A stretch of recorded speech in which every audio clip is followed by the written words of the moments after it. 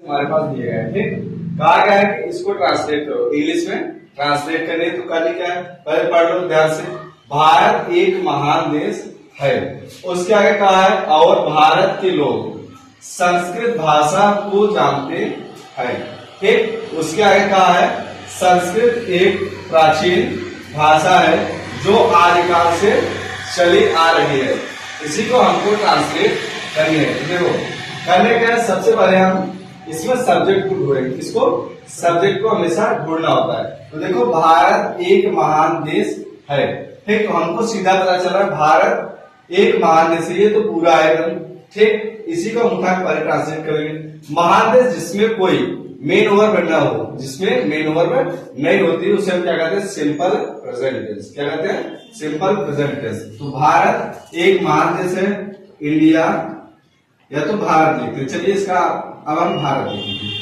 ठीक, Bharat is a great country.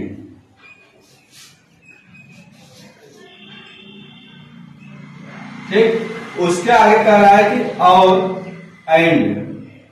अब ध्यान से देखना, उसके आगे कह रहा है भारत के लोग संस्कृत भाषा को जानते हैं। तो भारत के लोग क्या होगा, India's people, India's people,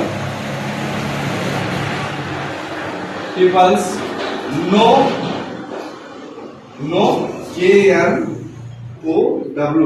no Sanskrit language. ठीक,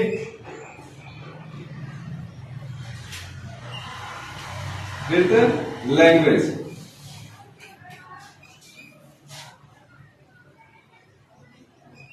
अब उसके आगे कह रहा है संस्कृत एक प्राचीन भाषा है, फिर इसमें कोई मेन वर्ब नहीं है। ठीक, तो क्या करेंगे, संस्कृत एक प्राचीन भाषा है, तो संस्कृत लिखेंगे संस्कृत है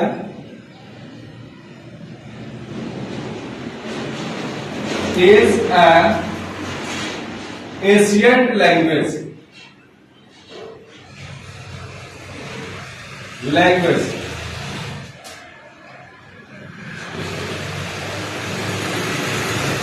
उसके बाद क्या है, एशियंट लैंग्वेज जो आदिकाल से चली आ रही है।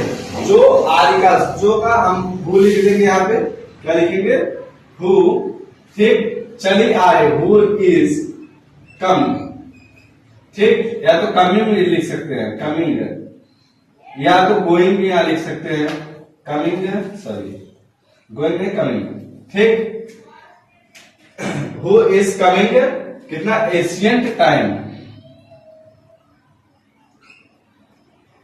Ancient time. ठीक, उसके आगे आदिकाल से, आदिकाल को कहते हैं एशियंट टाइम। ठीक, वीडियो वाले भी ध्यान सुने, ऐसी सेंटेंस ट्रांसलेट करने के लिए हमारे वीडियो को लाइक करें, सब्सक्राइब करें।